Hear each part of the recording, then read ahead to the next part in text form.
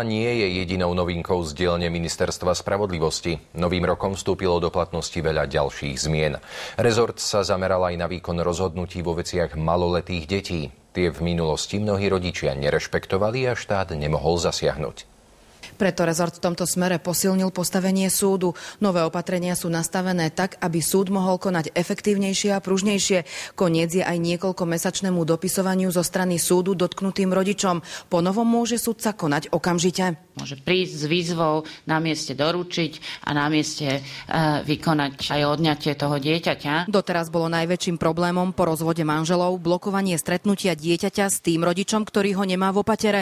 Takýmto priekom je už ale koniec. Spravidla sú to matky, ktoré robia tie obštrukcie. Tie matky to ovládajú a proste vedia s tým narábať. Po novom môže sudca priamo vykonať celé odovzdanie dieťaťa druhému rodičovi. Môže ísť rovno s políciou, otvoriť byt, odňať dieťa, odovzdať dieťa.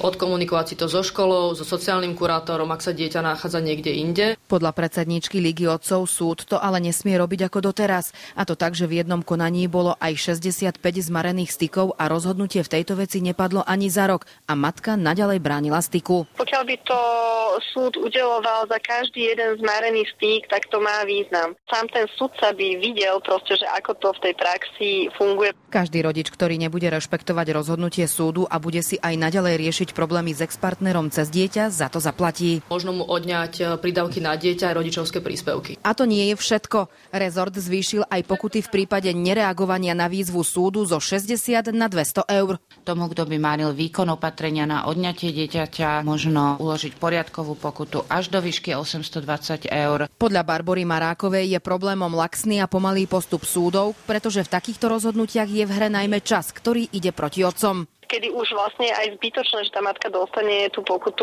lebo už to dieťa aj tak s tým rodičom druhým nechce byť. Skončiť by sa mali aj obštrukcie na súdnych konaniach spôsobované najmä častými PN-kami. Obžalovaní a ich advokáti už musia vždy predložiť vyjadrenie lekára, že ide o vážny zdravotný dôvod neúčasti na pojednávaní. Mirka Štrbáková, Urbanovičová, televízia JOJ. Na novoročnú